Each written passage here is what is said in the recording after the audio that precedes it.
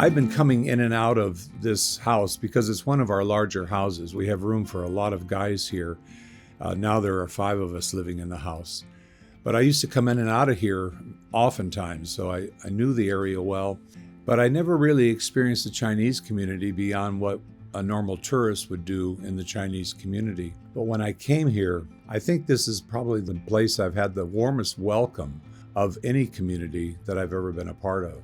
They really go to a kind of an extra length to make sure you're invited to potlucks or whatever it is that they're offering, and just very joyful to see you as a part of their community. So that part of it is very attractive to me, and more so now than it was before. The other thing that interests me about this place is who's walking on the streets.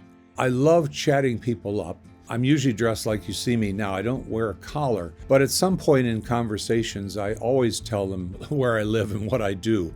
And when they find out that I'm a Catholic priest, if they're Catholic, they usually say, well, I'm Catholic, but I haven't been to church in a long time. And I really need to go to confession. Whereupon I'll often say, well, we can take care of that right here on the sidewalk if you want. And some of them take me up on that. And so we have reconciliation services right on the sidewalk. And I love chatting young adults up. But I'm also interested in what they think about spirituality. The young adults, I don't believe, are rejecting God, but they're oftentimes, I think, rejecting our image of God that we present to them. We need to find new ways of talking about God. What I do find within these young people, and older people too, as a matter of fact, is a core of real spirituality. And they're all basing their life on some core spiritual values. They may be very undefined. What I think they need is a place to express it, to ritualize it. Oftentimes it's in terms of civil action, helping with the homeless or helping with the hungry, etc. We need to listen to them and discover the spirituality that is within them.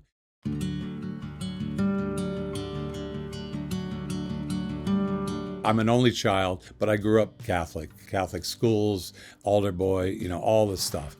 I really had no idea about wanting to become a priest. In fact, what I really wanted to do and what I was really working to at the time was to try to get enough ratings so I could be accepted into Continental Airlines for their training as a pilot.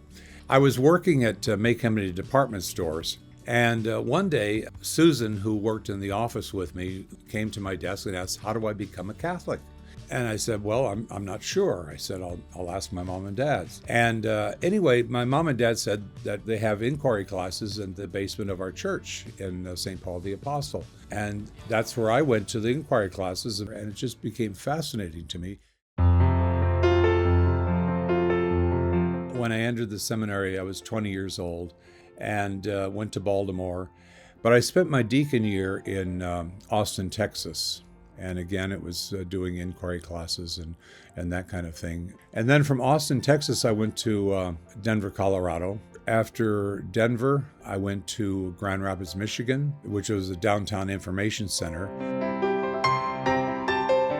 The idea of sharing faith is what really attracted me to the Paulist Fathers. Not sharing history or information, but really sharing faith.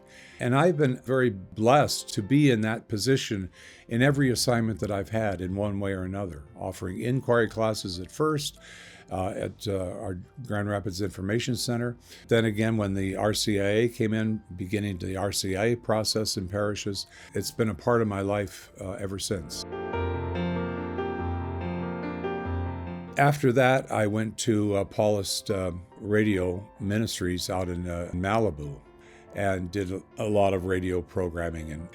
And when I was in the seminary, I worked with Father John Gainey, and I can't thank him enough for the experiences that he gave me. I was able to do not only radio, but I learned hands-on on how to put together a television program by being a cameraman, working in the booth sometimes. My main passion, apart from Paulist mission, would be photography. Partially because it's very spiritual in nature. It forces you to look at things at least twice. It helps you be present to the moment, which I think is at the heart of some real deep spirituality, to be here now.